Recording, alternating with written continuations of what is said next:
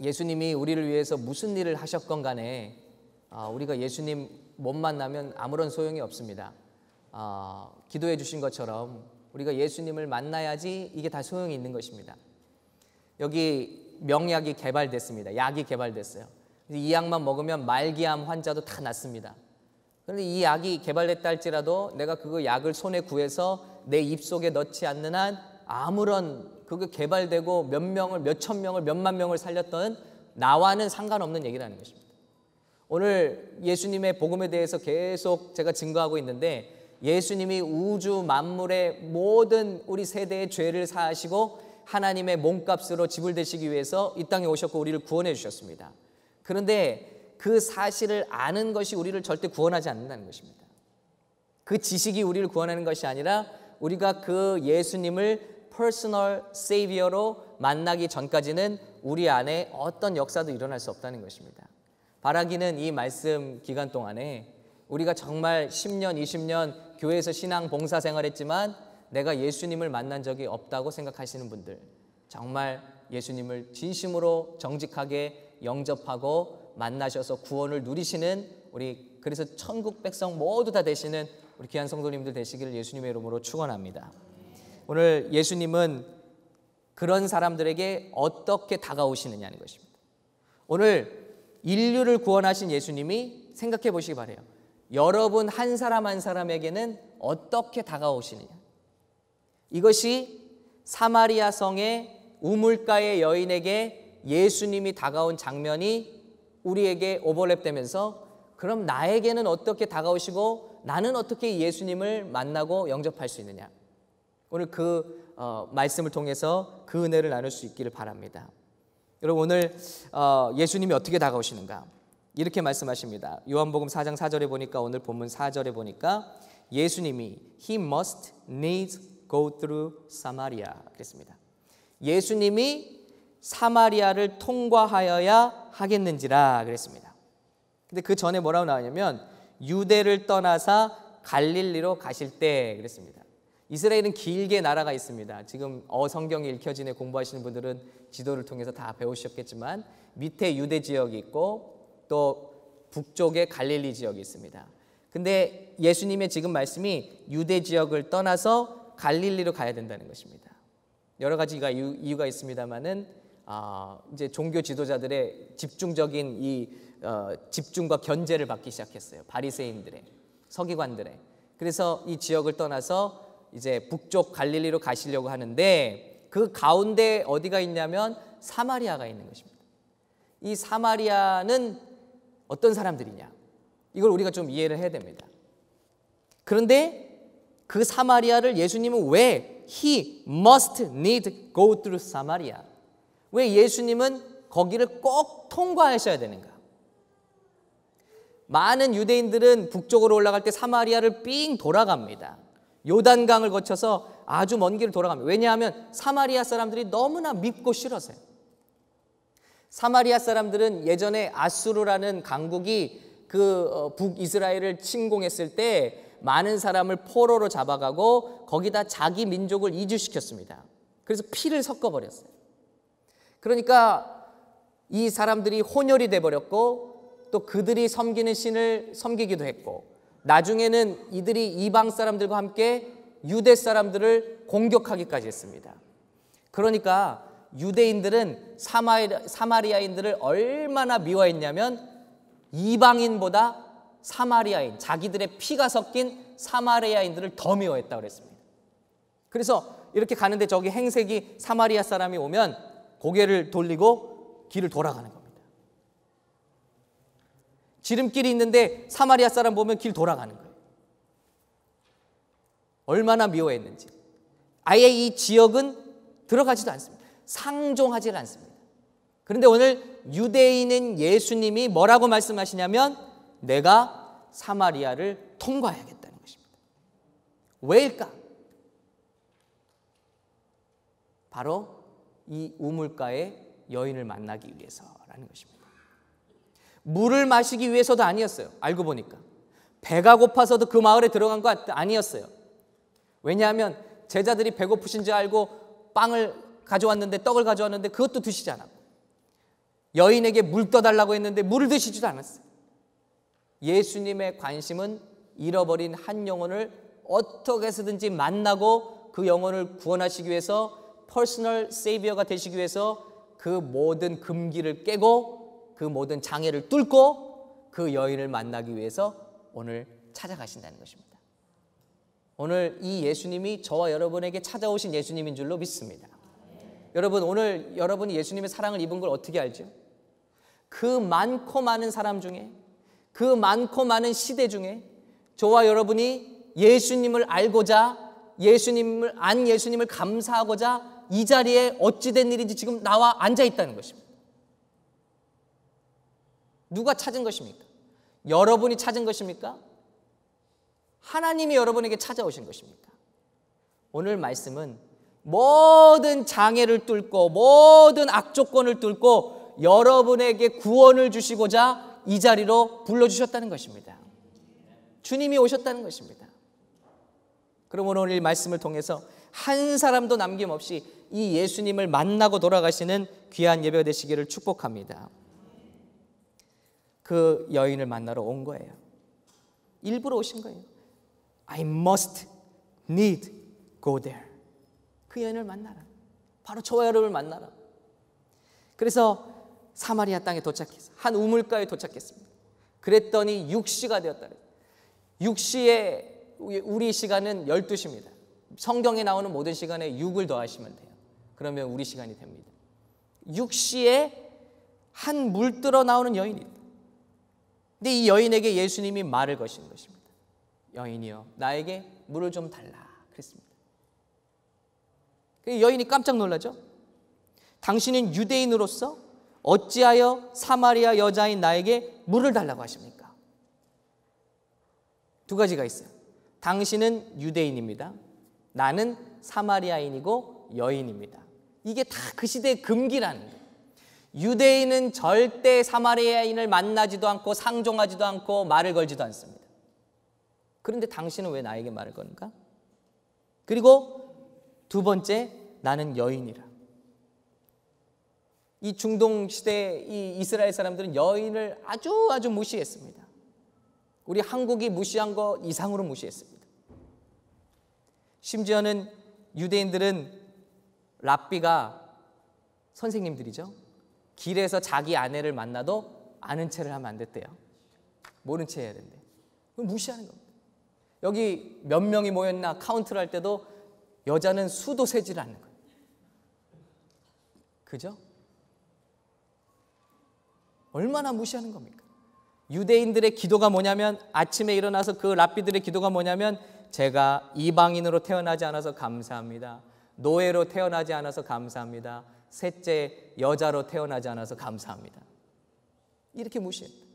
그런데 유대인이 상종하지 않는 사마리아인에게, 그것도 여인에게 1대1로 말을 걸었다는 것은 이 여인에게는 놀라운 충격이라는 것입니다. 예수님이 저와 여러분에게 이렇게 오셨다는 것입니다. 12시에 물 들어왔어요. 그래서 그 물을 달라 했더니,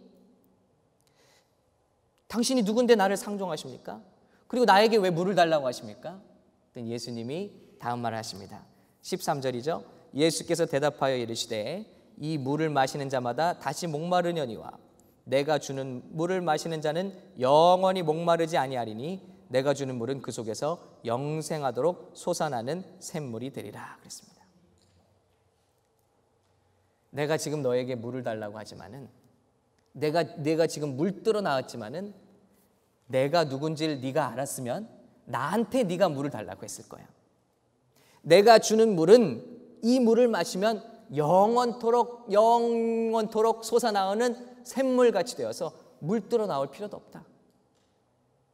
물론 영적인 물을 말씀하시는 것입니다. 이 여인이 귀가 쫑긋해졌습니다. 그리고 그 생명을 나에게 달라고 합니다. 15절, 여자가 이르되 주여 그런 물을 내게 주사 목마르지도 않고 또 여기 물길로 오지도 않게 하옵소서. 지금 여인은 매우 목마른 거예요. 그리고 이 물 깃는 게 너무 싫은 거예요. 바로 우리가 이런 문제 있지 않나요? 우리가 다 인생살이에 이런 문제가 있죠. 다 양복 입고 멋진 옷 입고 주일에 와서 앉아있지만 한꺼풀만 벗겨보면 다 이렇게 갈증 나 있고 문제투성이고, 나아만 장군이 휘황찬란한 갑옷과 여기 훈장들을 달고 있지만 그 갑옷을 벗겨보면 문둥병 들어있는 것처럼 우리 모두가 다 인생에 이런 문제를 가지고 여기 앉아있지 않냐. 여기까지 와서도 예수님을 못 만나고 생명수 샘물을 못 마신다면 그 무슨 이 예배가 의미가 있겠냐. 주님을 만나야 할 줄로 믿습니다. 오늘 예수님 말씀하셨어요. 그럼 어떻게 그 주님을 만나냐? 이렇게 오신 주님을 놓치지 않고 어떻게 만나냐? 예수님 말씀하시는 거예요. 이르시되 가서 내 남편을 데려오라. 엄청난 질문. 이 여인이 왜 뜨거운 낮 12시에 혼자 물들어 온지를 밝혀줍니다. 남편을 불러오라 그랬어요. 그랬더니 그 여자가 말합니다. 나는 남편이 없습니다. 예수께서 이르시되 내가 남편이 없다는 말이 옳도다. 너에게 남편 5이 있었고 지금 있는 자도 내 남편이 아니니 내 말이 참되도다. 그랬어요. 여러분 무엇입니까? 우리가 참 생수 되신 예수님을 만나기 위해서는 한 가지 거쳐야 될 관문이, 첫 번째 거쳐야 될 관문이 있는데 정직하게 주님 앞에 나가야 된다. 예수님은 우리의 모든 가면과 위선을 깨버리시는 것입니다. 가서 내 남편 데려오라. 이 과정이 없이는 그 어느도 주를 만날 수가 없다. 나는 병이 안 걸렸고요. 나는 교회에서 평생을 살았고요. 나는 성경의 모든 지식을 알고요. 가르칠 수 있습니다. 이것이 우리를 구원하는 것이 아니라 병든 자에게만이 의원이 필요한 거죠. 병든 자는 2가지가 있습니다. 병이 들고도 안 아프다고 하는 사람이 있어요. 이 사람은 결코 의사를 만나도 고침을 받을 수가 없어요. 병든 사람이 내가 아프다는 것을 솔직하게 고백할 때 의사의 칼이 들어올 수 있는 것입니다. 도려낼 수 있는 것입니다. 오늘 저와 여러분의 심령이 예수님 앞에 거쳐야 되는 첫 번째 단계가 있는데 정직해져야 돼요. 예수님이 끄집어내십니다. 맞다. 너에게 5 남편이 있었지. 그리고 지금 있는 남편도 내 남편, 지금 6번째예요. 조그만 동네에서. 오늘 책을 읽다가 예화를 읽었는데 너무 재밌었어요. 한 사람이 정신병원에 이렇게 갔다고 합니다. 그런데 조금 들어가다 보니까 병동의 한 방에서 한 남자가 막 벽에 머리를 박으면서 여인의 이름을 부르면서 그러더래요. 뭐 예를 들면 저희 집사람 이름을 할까요? 예, 성은아, 성은아 머리를 박으면서. 예. 그래서 저 남자는 왜 그랬습니까? 의사 선생님 그랬더니 그 성은이란 여자랑 결혼을 못해서 저렇게 됐습니다. 정신병자가 됐어요. 그러니까 여러분, 우리가 무시하는 아내들이요, 어떤 사람은 그 아내와 결혼하지 못해서 정신병이 들었다는 것입니다. 근데 조금 더 걸어가다 보니까 또 한 방에서 한 남자가 머리에 툭 벽을 박으면서 성은아, 성은아 하고 있더래요. 이 남자는 뭡니까? 그랬더니 그 남자는 성은이랑 결혼한 남자다 그랬습니다.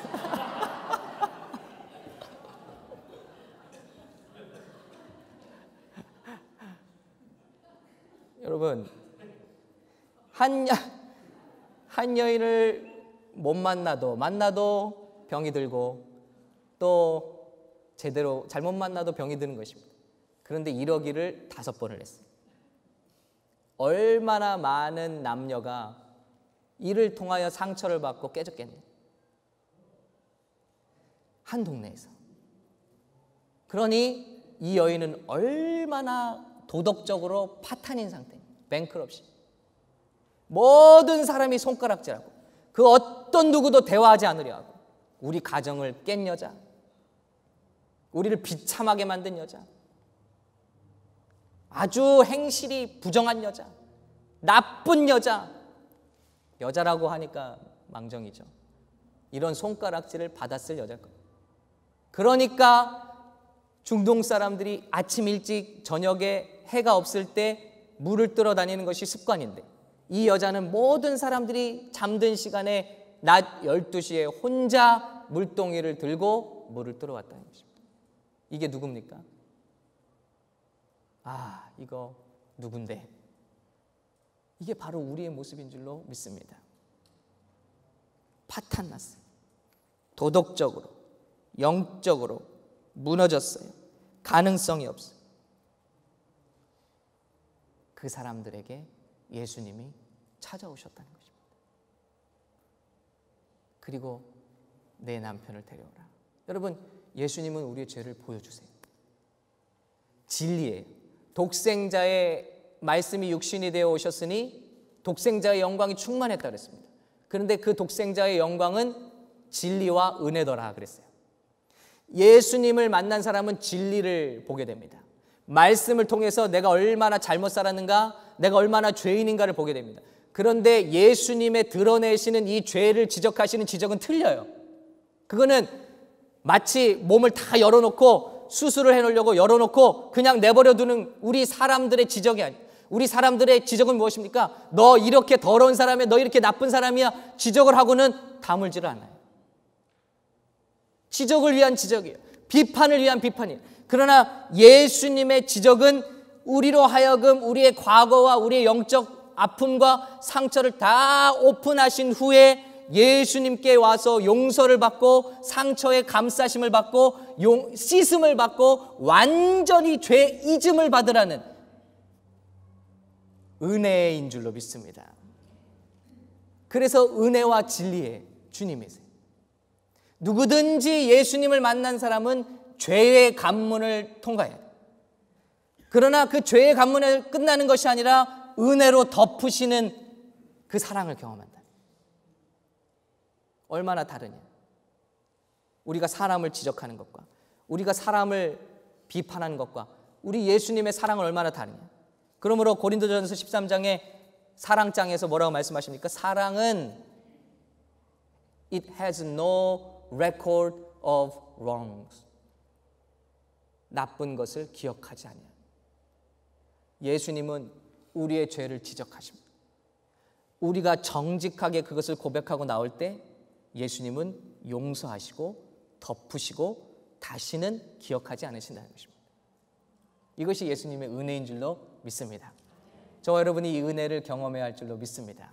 경험하기 위해서는 정직해져야 된다. 주님 앞에 나와서는 정직해져야 됩니다. 우리 이 여인만이 아니죠. 누구나 다 그랬습니다. 죄를 다 고백한 뒤에 잊으시는 주님. 베드로가 예수님, 나는 다른 사람들 다 떠나도 예수님 떠나지 않겠습니다. 그런데 예수님 잡히던 밤에 도망가고 3번이나 나는 예수님 모른다고 저주하고 부인할 때 예수님과 눈이 마주쳤어요. 그리고 예수님 십자가 못 박힐 때 아무도 없었습니다. 다 숨어 있었습니다. 예수님 부활하신 후에도 제자들은 다 뿔뿔이 흩어져서 갈릴리로 다시 고기 잡으러 와 있습니다. 그때 예수님이 그들에게 찾아오십니다. 예수님이 이렇게 찾아오시는 거예요. 우리에게 찾아오시는 거예요. 끊임없이 우리를 붙드시는 거예요. 여기도 방황하고 있다가 여기 오신 분도 있지 않습니까? 왜 여기 있습니까? 예수님이 여러분 찾아가셨기 때문에, 여러분 붙드셨기 때문에 이 자리까지 오신 줄로 믿습니다. 그리고 부르시는 거예요. 베드로야 부르시는데 어이 my friend 그렇게 불러요. Betrayers, 이 반역자들아, 이 나쁜 놈들아, 제자를 부르시는 게 아니라 My friends, did you catch any? 뭘 잡았느냐? 주님이시다 하고 베드로가 막 수염쳐서 물 밖으로 나옵니다. 예수님이 뭘 준비하고 계십니까? 손수 구우신 생선과 떡을 준비해 두시고 그것을 그들에게 먹이시다. 이미 베드로가 그 닭이 울던 밤에 통곡하며 예수님께 기도했을 때 예수님은 그 시로 모든 그의 과거의 잘못을 잊어버리신 것입니다. 물으시던가요? 앉아봐라. 그때 그 밤에 왜 그랬는지. 그 전에는 네가 나에게 뭐라고 얘기했는데 왜 그랬는지 한번 얘기해봐라. 아니요. 오늘 이 여인에게도 그래, 첫째 남편은 어땠니? 둘째 남편은 어떠니? 세 번째 결혼하니 살맛나든? 이렇게 물어본 것이 아니라 진심으로 마음속에 통회하며 아파하며 정직해하며 주님 앞에 나오니 모든 인생의 죄짐들을 주님은 받으시고 용서하신 후에는 잊어버리신다는 것입니다. 이것이 우리 주님의 죄 용서의 은혜인 줄로 믿습니다. 근데 우리는 계속 이것을 빗나가려고 해요. 계속 그 예수님의 초점을 흐트려고 해요. 이 여인을 보십시오. 이 여자가 깜짝 놀랐어요. 자기의 과거를 다 압니다. 그러니까 뭐라고 말하냐면 19절, 여자가 이르되 주여 내가 보니 선지자로소이다. 여러분 보세요. You Jew 그랬습니다.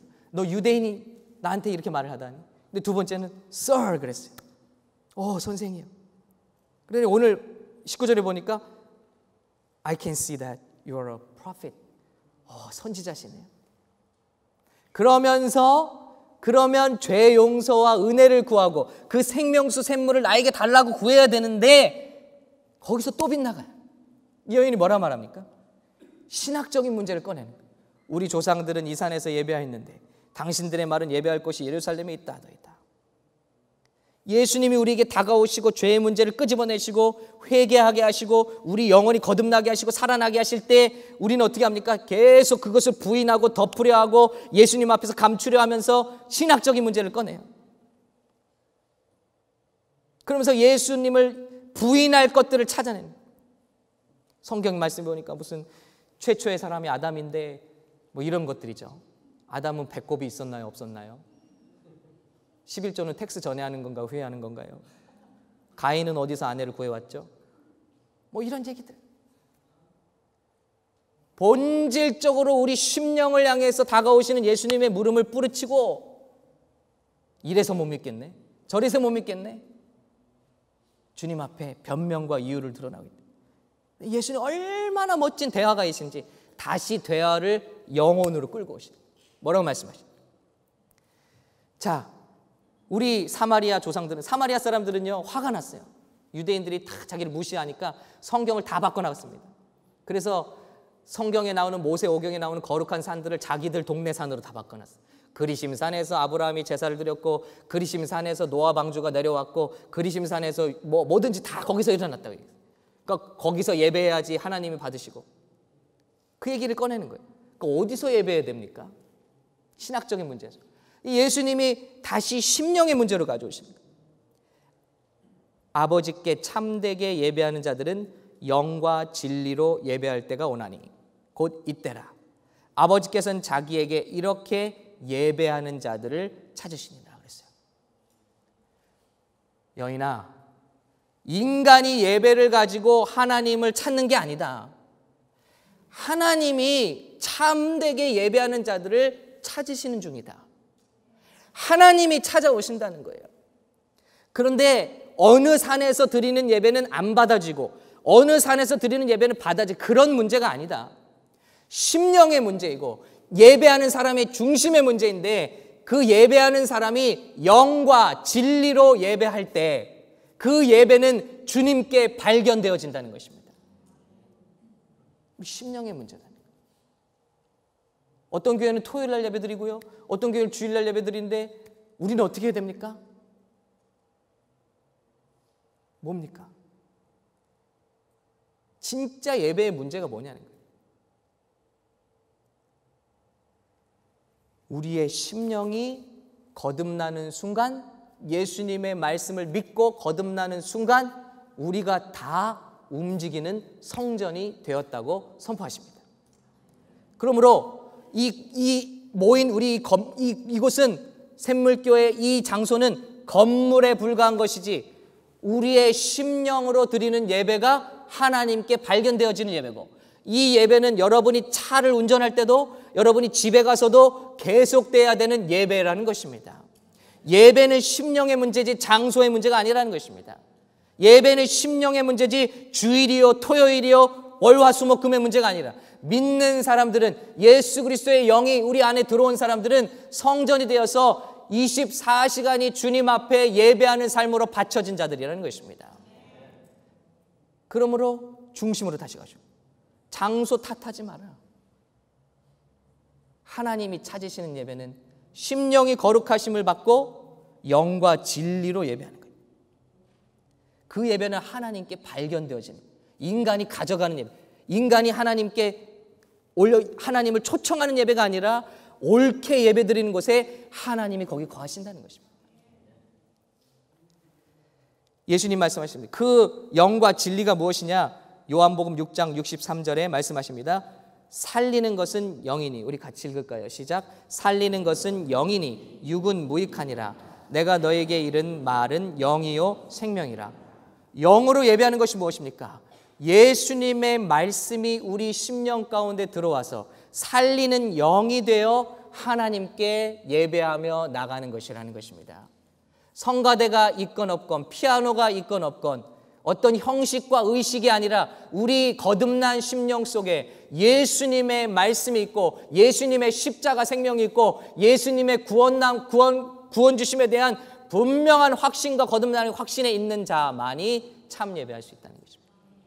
그런 자들의 예배는 어디서건, 나무 밑에서건 차 안에서건 집에서건 방에서건 선교지에서건 어디서건 그들의 예배는 하나님께 발견될 것이라는 것입니다. 어떻습니까? 예수님은 끊임없이 우리 영혼의 문제를 말씀하시는 거예요. 여인이 깨달았습니다. 드디어 깨달았어요.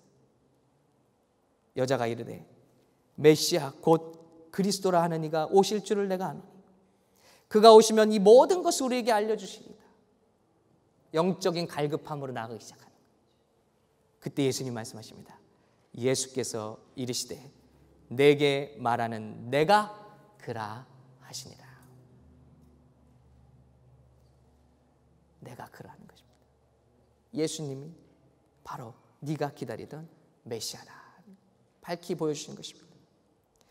그때 여인이 어떻게 합니까? 물동이를 던져, 뭐하러 왔는데 여인이죠. 물 들어 왔는데 물동이를 던져버리고 동네로 들어갔어요. 와보라, 와보라, 내가 메시아를 만난다. 그 짧은 순간 예수님을 만났는데 주부터 Sir에서 Prophet에서 Christ, 그 예수님을 만나자 그녀의 인생이 완전히 달라져 버렸다. 왜 우리는 10년 동안 20년 동안 교회에 앉아 있는데 왜 이런 라이프 체인지가 일어나죠?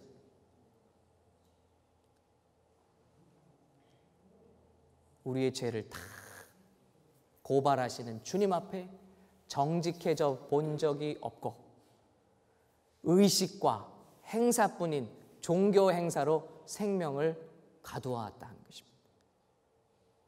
만남은 한순간만으로 한 인생을 변화시키기에 충분합니다. 그런데 종교 행위는 10년이 지나고 20년이 지나도 한 심령을 변화시킬 힘이, 생명이 그 안에 없다는 것입니다. 우리는 이 예수님을 만나야 할 줄로 믿습니다.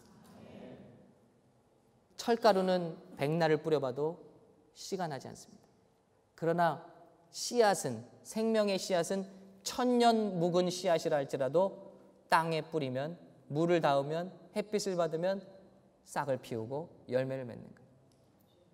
이게 예수님과의 만남이에요. 어떤 종교도 흉내낼 수 없는 거예요. 사람을 송두리째 바꾼.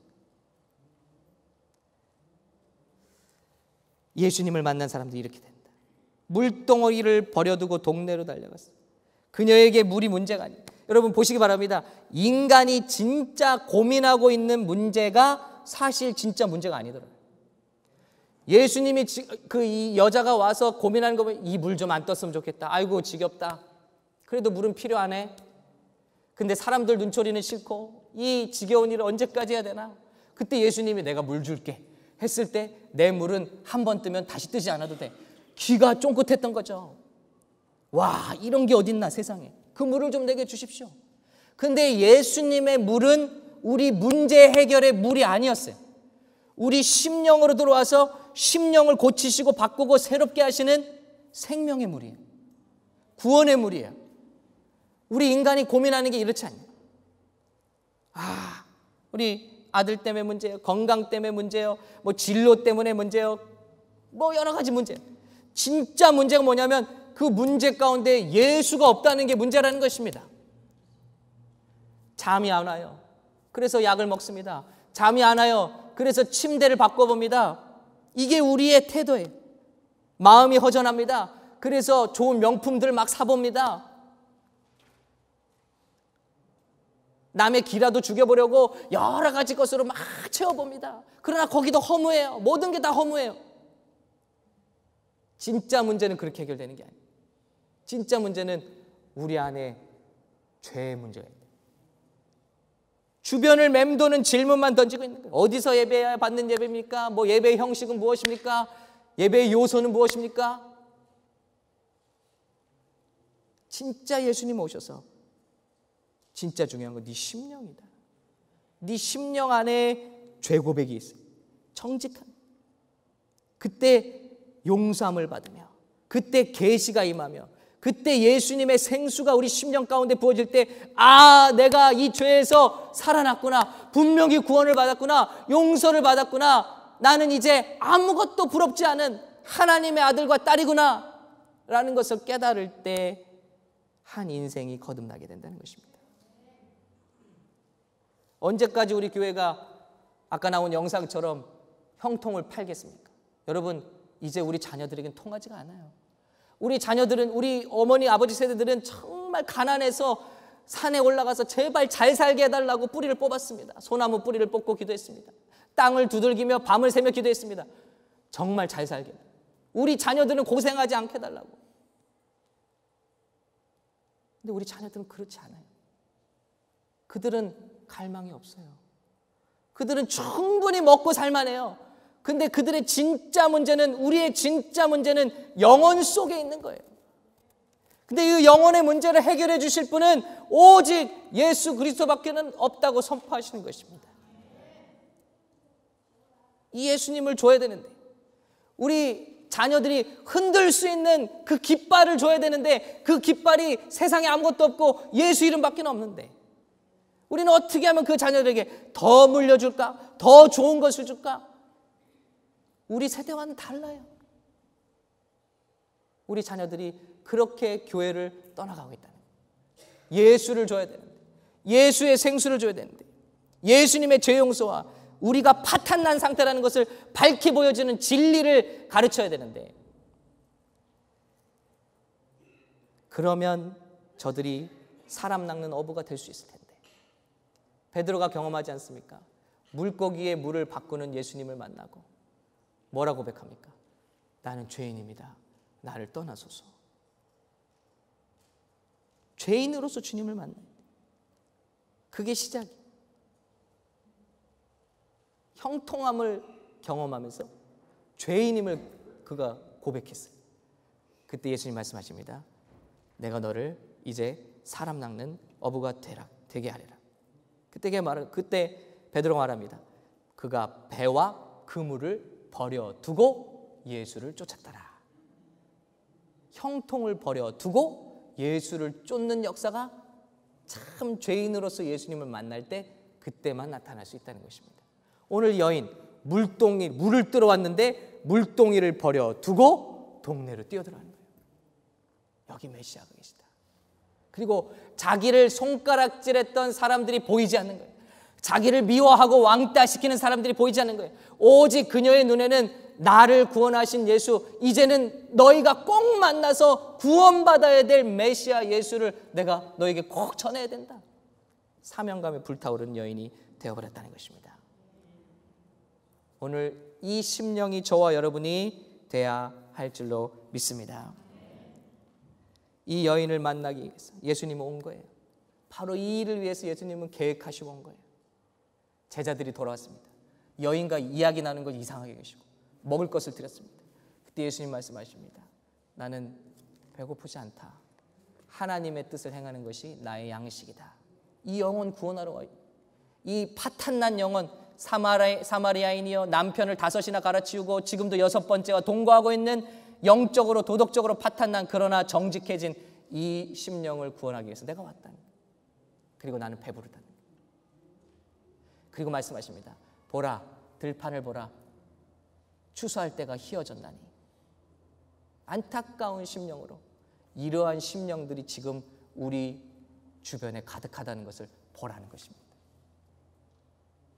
저 사람은 저래서 안 되고 이 사람은 저래서 안 되고 그게 아니라 그래서 예수가 필요한 사람들, 완전히 파탄나서 그래서 예수가 필요한 사람들이 지금 가득하다. 조금 멋진 옷 입고 잘 먹고 잘 사는 것 같지만 조금만 들어가 보면 심령에 이렇게 골마 터진 질병과 아픔을 죄책감을 가지고 사는 사람들, 그 사람들에게 너희가 가라 하는 것입니다. 나의 증인이 되어 가라 하는 것입니다. 오늘 저와 여러분이 먼저는 이 예수님 앞에 정직하게 우리 심장을 다 열어놓고 마음을 열어놓고 주님, 내가 이런 사람입니다 고백하고 우리 주님의 죄 용서를 받으시는 귀한 예배가 되시기를 축원합니다. 그리고 오늘 그 용서받은 은혜와 감격으로 내 주변에 부족한 것 없어 보이지만 심령이 울부짖고 있는 청년들을 향해서, 우리 자녀들을 향해서, 우리 주변의 모든 사람들을 향해서 정말 이 복음을 와 보라고 전할 수 있는, 이 생명수 샘물을 마시라고 자신 있게 전할 수 있는 우리 사랑하는 우리 모든 주의 증인된 성도 백성들 되시기를 예수님의 이름으로 축원합니다.